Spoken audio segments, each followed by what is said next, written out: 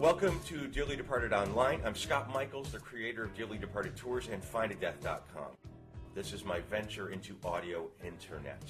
Today I'll be speaking with the man who was an integral staff member at the Castle, the infamous home at 9402 Beverly Crest, where legendary actor Rock Hudson lived until his death in 1985. Martin Flaherty III was not only an employee of Rock's, but a friend, and now one of Rock's remaining protectors. Martin's book, At Home with Rock Hudson, Behind the Walls of His Life, is available at the website rockhudsonestate.collection.com.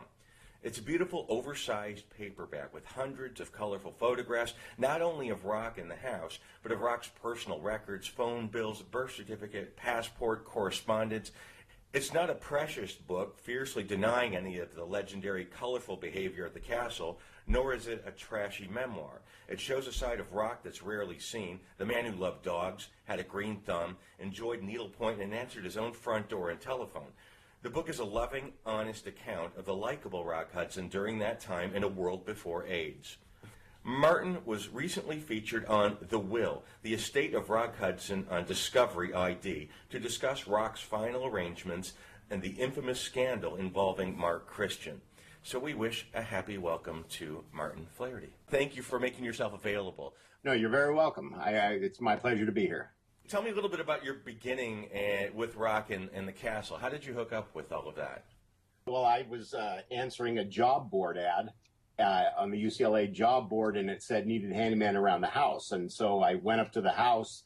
I had a friend of mine driving me up to the house. Along the way, kept saying, "Well, I'm working at a house that somebody will hire you, and they'll hire you right on the spot." And I said, "Well, that sounds impossible, but tell you what, before I go on this job board interview, I'll come with you up to your job."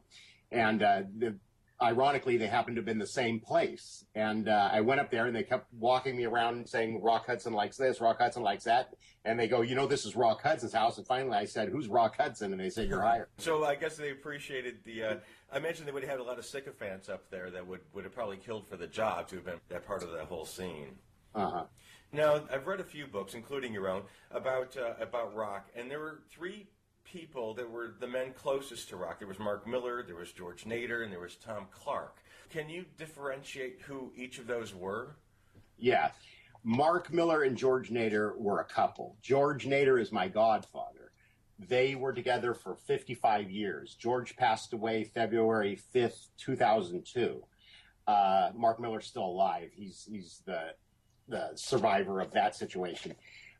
George Nader and Rock Hudson were under contract back when studios used to do contract players back in the 50s. And so George and Mark were a couple already.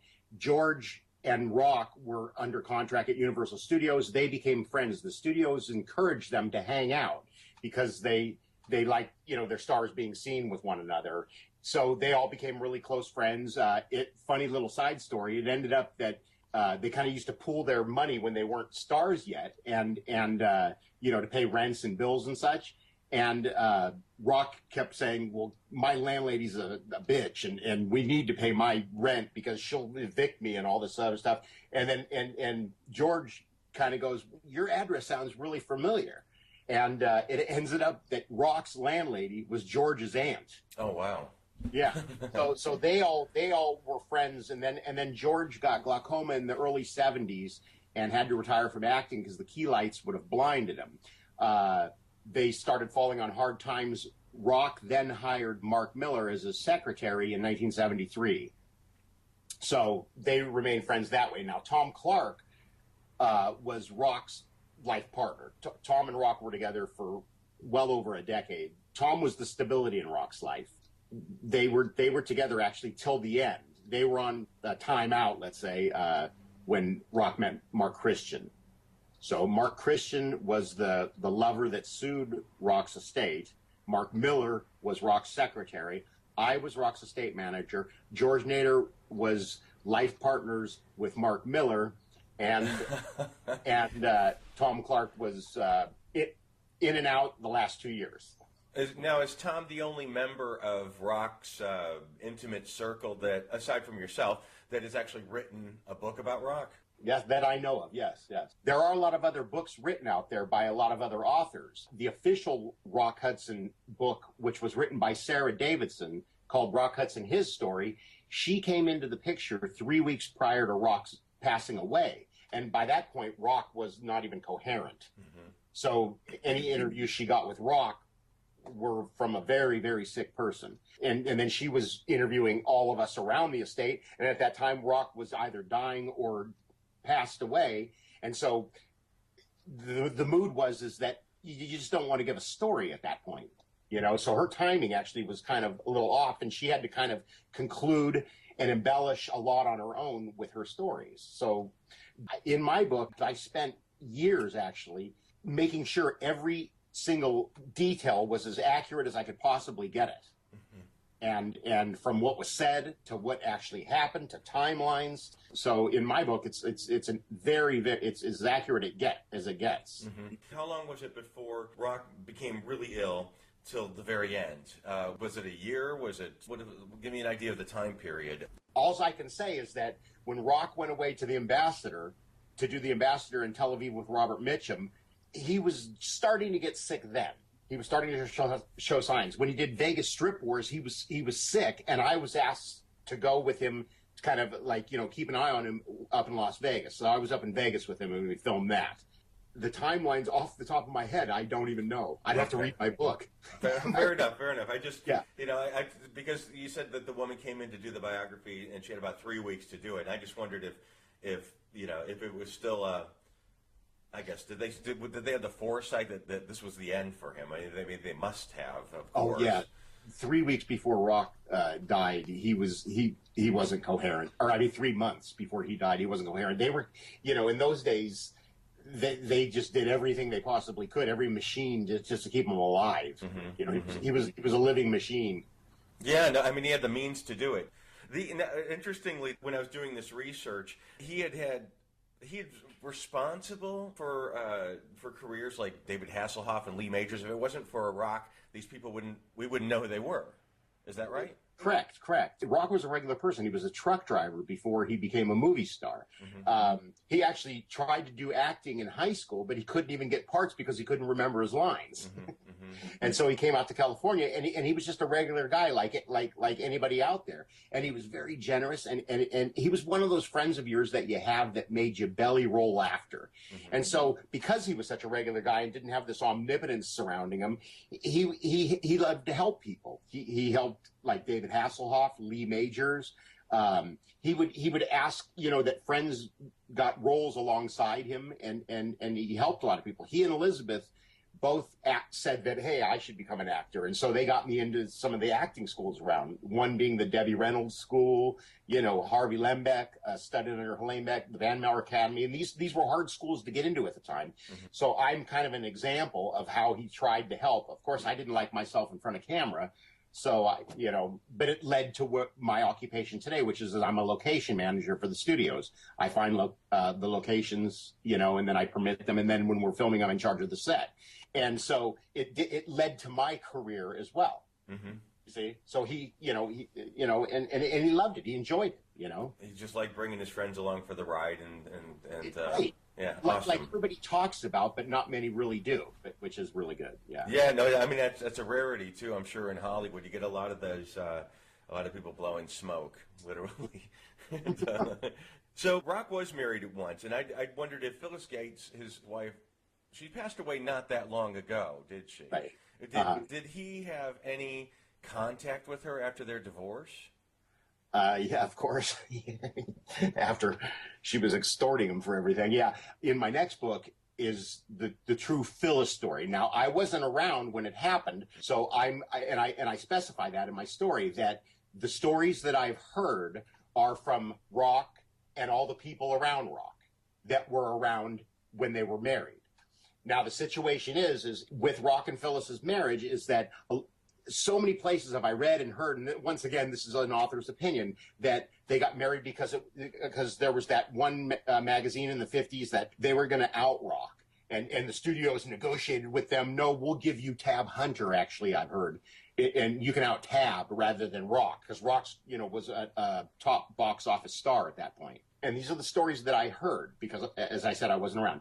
Phyllis was Henry Wilson's secretary. Rock and Phyllis were very much in love in the beginning. They actually were in love. Rock didn't even tell me this. Everybody around told me this. They said it was so sickening to be around them because they were so lovey-dovey. It was like everything was baby talk. Ooh, my little honey, my baby, you know, kiss, kiss, kiss, you know, that kind of thing. And they were actually in love. This is the story in a nutshell here. Phyllis was gay. Rock was gay. They were both bisexual, obviously.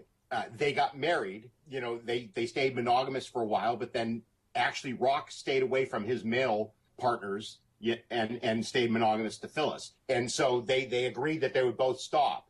Secretly, Phyllis still had her liaisons on the side, her assignations, and Rock found out again. And so they discussed it again. She didn't want to give him up, and Rock tried to live with her having her liaisons without him having his. And he finally said, screw this, and that's when they got a divorce. I see. And she penned a book as well, didn't she? She did, and a lot of my customers tell me about what's in it. I've never read it myself. I heard that she slandered Rock quite a bit in that book. I don't know what she said, but I heard there's a lot of fallacies in that book. And I guess it sounds like she had a bit of an axe to grind. Yeah, well, it's really funny because Mark Christian came out and said, if I have to leave Rock's home, I'm going to tell the world that Rock Hudson's a fairy. The funny thing is that this happened to him by Phyllis. This is what Phyllis did. Mm-hmm. And once again, I wasn't there. And everybody can say, well, you weren't there. How do you know? You know how I know? Is because I have all Rock Hudson's files. I have his file cabinet. And in the files, I don't read them thoroughly, but I mean, just in scanning over, you can see, she'll have the right to do this if you don't do this, and so on. It tells all the parameters, and they're spelled out graphically in detail. I was looking at your book, and one of the items that was in the book was the final, I guess, payment to her for after the divorce was final. The letter was encloses your final check. We're now divorced, or something to that effect. I found that really, really interesting. Yeah, decade and a half after they, actually did the final divorce, I actually have all the checks that he wrote her, and I have love letters from her where she's saying, all I want from you is your money. That's how I know what I know. I see. I wasn't there and I didn't see it. Everybody that was around told me their stories. Rock told me his story, and that's how I know. He had an interesting array of people working at the castle, and your book was really fascinating in that respect. That's an understatement. I mean, and it wasn't. I mean, it was the 70s, but it wasn't the Studio 54 70s with bowls of cocaine laying around. But it was a bit of very colorful existence before everything came crashing down. With drugs and AIDS and things like that. And he lived a happy, joyful, fun life. You know what? He never questioned anybody. You could do whatever you want, just don't hurt anybody. Mm-hmm. His guests, the particular guests he had around the most, it was like, you can say or do anything you wanted, but don't offend anybody else. Mm-hmm. And boy, we were an interesting lot, not to jump forward or anything, but like when we went through the court case, I mean, we must have looked like a 3-ring circus. You had the maid who carried his little dog in his satchel everywhere he went, that had movie tape, gave himself facelifts and had testicle cancer in the 50s, was given 6 months to live, went on to live decades after that, and wore a full afro wig. And you have that was the maid. Then you have John, and then you have the butler that was an English chap, spoke with a falsetto voice, and then you had the secretary who looked just like a normal guy. Then you had Tom Clark, who was like Thurston Howell III. He was everybody was the help, everybody was above him. But with Tom, I have to say that there was that underlying love. You could feel Tom really did care about the problems and everything at the estate, though he didn't outwardly show it, And then you had me, that was the youngest member and the straight one. And, and everybody's like, oh yeah, sure. So it was definitely a bizarre set of people. Somebody had told me once that they were invited to a party at Rock's place, and I guess his parties were legendary around the pool, the boy parties.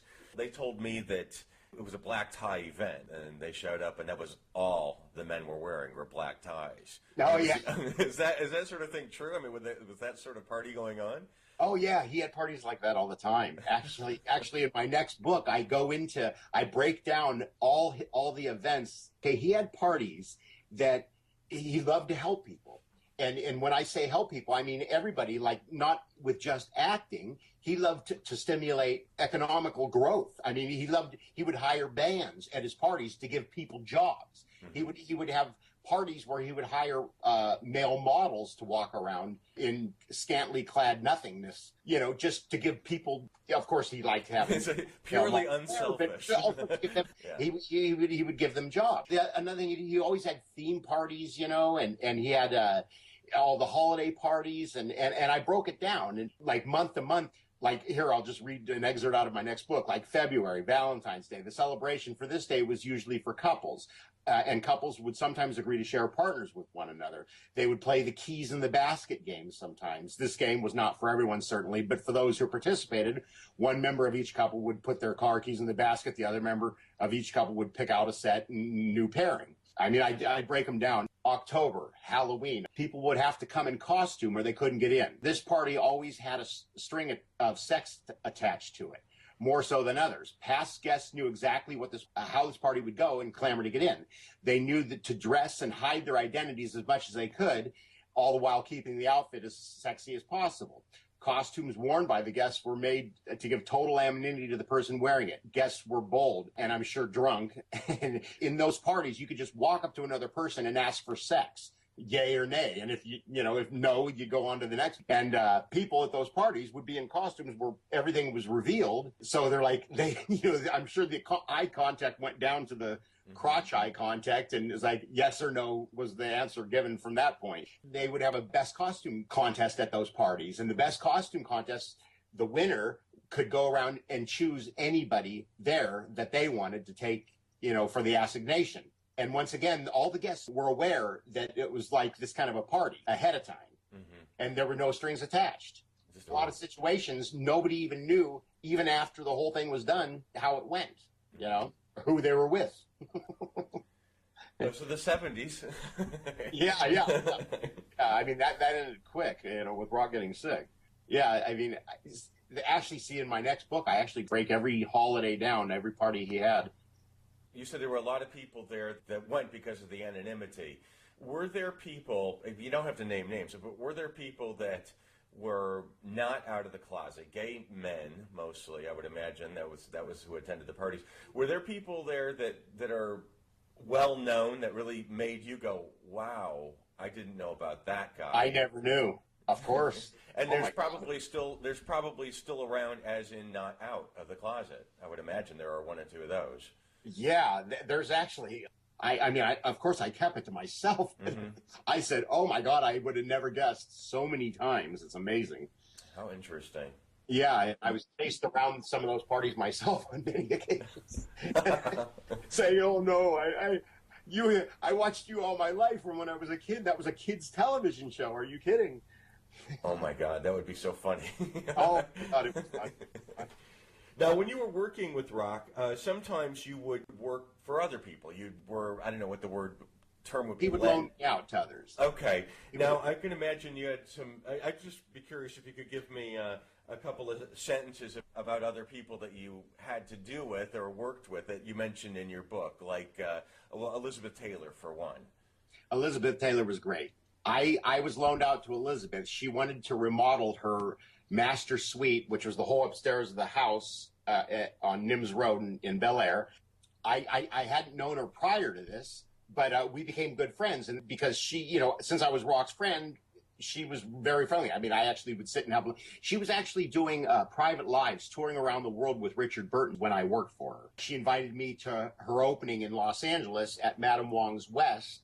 It was just a celebrity-studded event, and I actually, I mean, who am I? So she actually put me at the table sitting next to her, of which I was shortly after written up in the Enquirer as being her lover.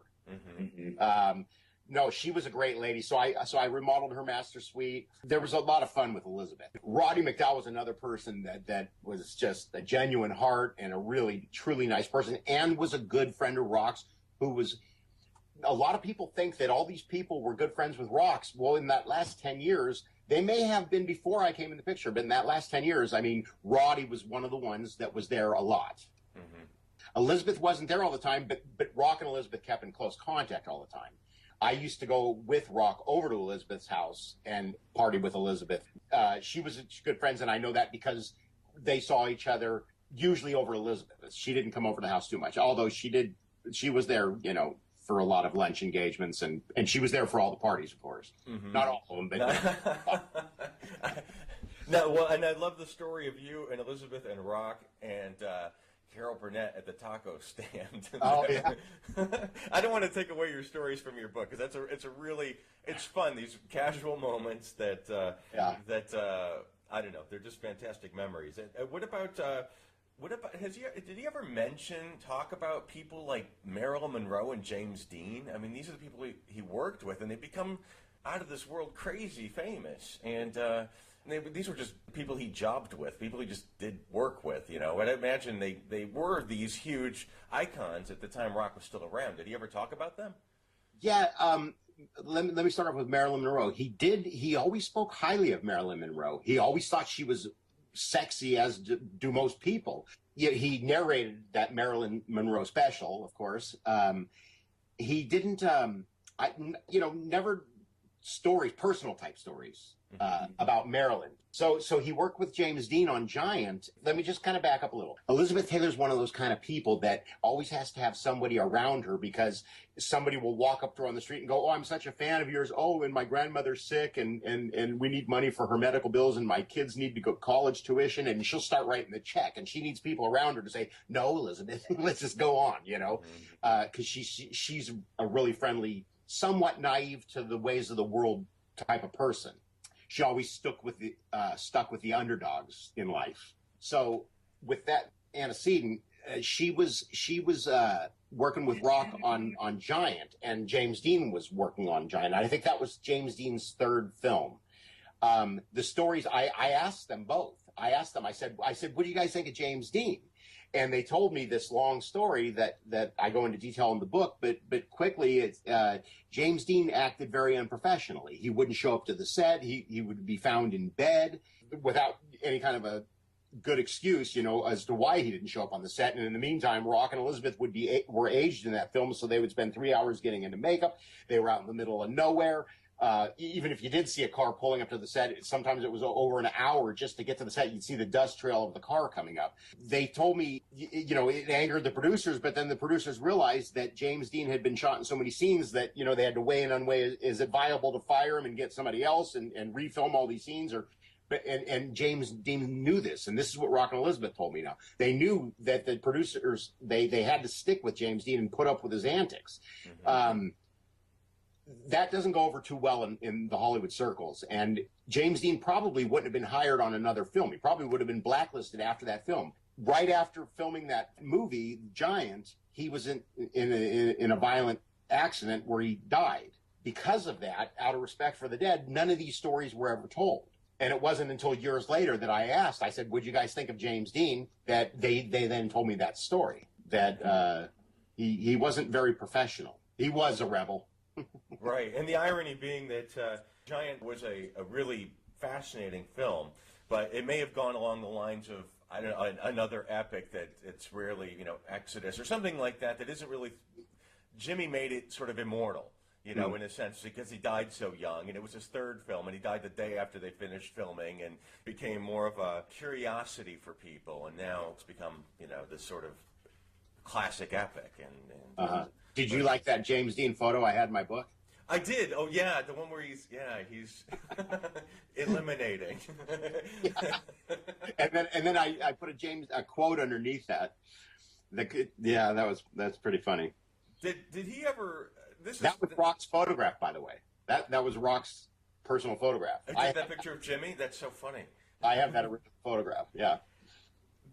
This is my own weird little idiosyncrasy, but I always ask the question of, I know that Rock, his hair was styled by Jay Sebring, who famously was killed by the Manson family in 1969, and that's my particular obsession. I just wondered if there was any kind of reflection about Jay Sebring or the murders or anything like that. It's pretty obscure, I know.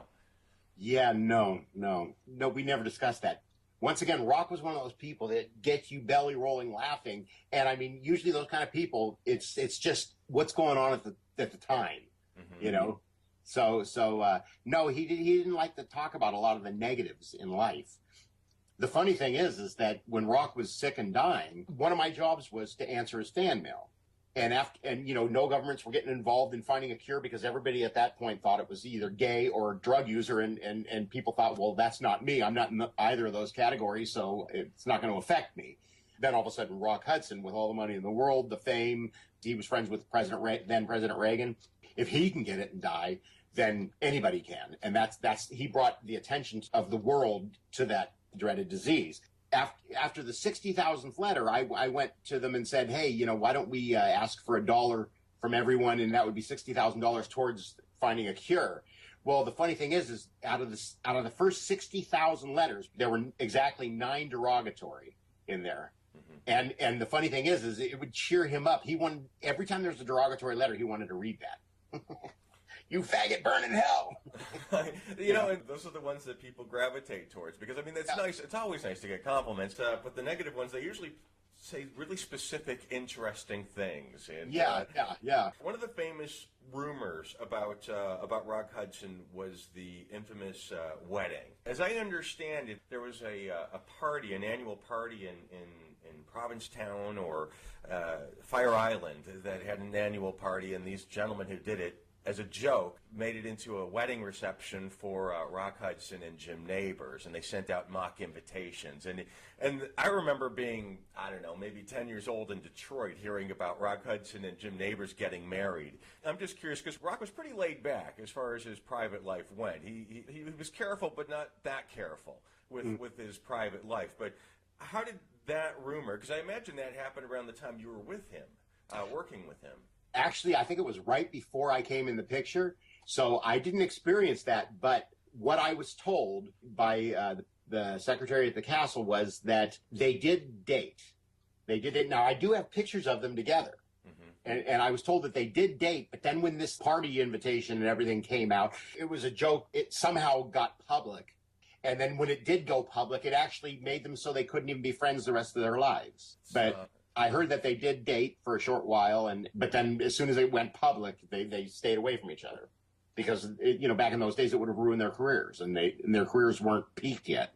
One of the names that was mentioned in your book was, this is also something I just feel obligated to ask. There's probably nothing there, but you mentioned Arnie Klein was one of Rock's doctors, and who more recently was mentioned a lot in the trial of Michael Jackson because he was Michael Jackson's physician. And I wondered if was Michael around the ranch at all? I mean, the castle. No, Michael never was, although I have a picture of Michael Jackson shaking Rock's hand with Mark Christian standing right there. No, but it's interesting because when Rock got sick, when he had the Kaposi sarcoma on the neck, and we finally talked him into going to the Kaposi sarcoma, and we finally talked him into going to the doctor, his dermatologist was Dr. Arnie Klein.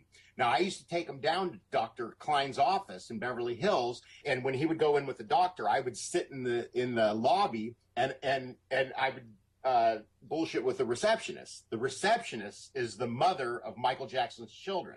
Oh, Debbie Rowe. Right. Oh, I would sit there and talk to her. This is way before any of that would happen. And I spoke with her often because he was going there often, right? And the diagnosis is, with Dr. Gottlieb and Arnie, everybody getting together because doctors couldn't figure it out yet. So there was quite a few meetings. And so I would see, we kind of like knew each other, we'd be on a friendly basis. Do you recall, how well do you recall the whole Dynasty fiasco? The Rock's, it was his last appearance aside from being on the Doris Day show, wasn't it? His stint on Dynasty and the infamous kiss? Yeah. Well, that was all Rock's decision, that at that point. Everybody advised him against it, but that was his decision there. I mean, he was obviously sick by then. It was his decision. Right. Because it was by all accounts, of the people that were actually there, quote, closed mouth kissed on the cheek. It was not a, lip locking tongue. And you got to realize that by that point, they knew enough to say that you couldn't pass it through saliva, and he thought he was going to kick his AIDS virus. He thought he was going to come out of it, but because he was going around the world getting the best treatments, and doctors were all reassuring him that he would kick it. And you got to put yourself in that position, like a lot of these actors, they get hit on day in and day out by men and women, and whether they are men or women. And it's like just so easy to say, okay, yeah, go ahead, and then what do you call them? Gay? Or when you're around people that are, oh, you're the best. I mean, it's just so easy to fall into a different frame of mind. And, when you've got, with Rock's situation, when you've got doctors like, oh, you're going to come out of it. Oh, people can't catch it like that. You got to actually live it to be in that frame of mind. I can't imagine just, like a lot of these actors today and back then, I mean, everybody you come in contact, like, think about it this way. You might not like the actor or actress, but like Tom Cruise, he could probably go down any street in this country and be invited to any house. You know what I mean? And even if somebody didn't like him as an actor, they'd say, oh, yeah, you can come in and use my phone. Mm-hmm. It's Tom Cruise, I mean, and it's like, that's kind of a weird freedom that your average person can't even imagine barely. I mean, it's a weird thing. It is odd. I mean, for that 2 seconds in Rock Hudson's life, it becomes a lifelong story for that person that bumped into him for 2 seconds. Exactly. And that's why it's sort of interesting, because people get the reputations of being a real bitch, or because they didn't hold the door open another 2 seconds for this other person. And maybe they had a fight with their spouse that day, or maybe their kid fell down and skinned his leg, and they just came from the doctor. I mean, you never know. You shouldn't base opinions on such brief encounters with a person. But you got to realize too that these people, see close-ups of these famous people in their living rooms. They're sitting around in their underwear, and maybe if it's a television series, they watch it every day, and so they see these people every day, so they feel like they know them. Mm-hmm. They're sitting in their underwear. Oh, I've been in my underwear, and I see this person every day. So subconsciously, it's almost like they feel like they know them. Yeah. And in a lot of cases, bigger than life. These big screen TVs, and they got a close up on somebody's head. It's like their head is as big as my whole upper torso. Sitting in my bedroom, and I'm sitting here naked. I know the guy. It's subconscious. Screw around with your mind. Yeah. And then the thing is everybody, even the most intellectual people, fall into that same position. I mean, unless you actually sit there, think about it, and analyze it, and pull yourself out of it, because you've already actually fallen into it. If you are taking the time to sit there and analyze it, there is a certain. It's assumed too. It's funny, amongst the famous people that I've met. Sometimes when they meet each other, they'll say, "Oh, wait, I don't know you, do I?" They just assume that they do because they're familiar with each other in their work. Right. And just to go a little further on that, it's like everywhere I went with Rock, I mean, walking from the car into a building, it's like there's a alluvial fan of people following, and you got to cut it off by closing the door. And then it's okay. Are you ready to go to the car? I'll pull the car up right in front. Are you ready to go? Okay, go. It's just everywhere they go. It's an interesting life. I mean, it was really neat. I mean, God, because most of it's love, and it's really neat. But then you've got the people that maybe they're not quite there. In my book, I tell those stories about how that one guy, he sat there talking to himself, all these people, Rock signing autographs, taking pictures, putting his arm around, okay, I'll pose with you, and taking pictures. And then all of a sudden there's this one guy, and he's talking, he's mumbling to himself, and I'm kind of dancing around, letting Rock do his own thing, bouncing off the walls. And then all of a sudden, but I kind of started paying attention to this guy, and then the guy starts stepping up closer to Rock, and I'm thinking, well, I'm giving the guy a benefit of doubt. He's looking for an autograph or a photograph, even though he's mumbling and kind of, and then he just takes a swing. out of the blue. And luckily I was standing right there, and just like in the movies, I just grabbed his fist right out of the air and stopped him, spun him around, and then all the fans grabbed him right there, and then I grabbed Rock and pushed him up the rest of the stairs, and of course that ended the autograph signing session, so the fans were all pissed off at this guy and started working him over, you know? Being a sex symbol takes you to very dark places sometimes with the fans. Yeah, it does. I mean, you know, so there's the good and the bad, you know? Yeah. And you see, and then there's also, and I think I touch on this in this last book, famous people, they actually have their own entrances at airports, their own exits, drive-ups. They don't have to go in the front like everybody else, even first class. You know, I mean, they've got their own, they're escorted on the planes usually first. And then there's the famous people, actors, politicians, sports figures, whoever, that walk through the airport. And, you know, of course, all the paparazzi are there taking pictures and so on. They don't have to do that. They have at airports, and a lot of hotels have special entrances for these kind of people. Now, the ones that go in just like where you and I would go in, and then they sit there and they complain that everybody mobs them. Well, it's kind of like, you have an option. You can come in the back. I mean, granted, these people are the ones that made you famous. These people are the ones that gave you those millions of dollars to own $6-10 million homes and do whatever you want in the world. You know, money gives you freedom. If you have money, you can say, well, I'm going to do this today. No, I'm going to do this. You have the choice. When you don't have money, you don't have choices. I don't even have gas to drive down to the beach today. I don't have gas money, you know. Nowadays, it's like almost imprisonment if you don't have money, and if you have money, you have freedom. And I'm not talking special favors and getting off in court and things like that. I'm talking about, well, let's see, if I have all the money in the world, well, hey, I think I'm going to fly to the Bahamas today and then go have dinner in Paris. Mm-hmm. I mean, you have choices.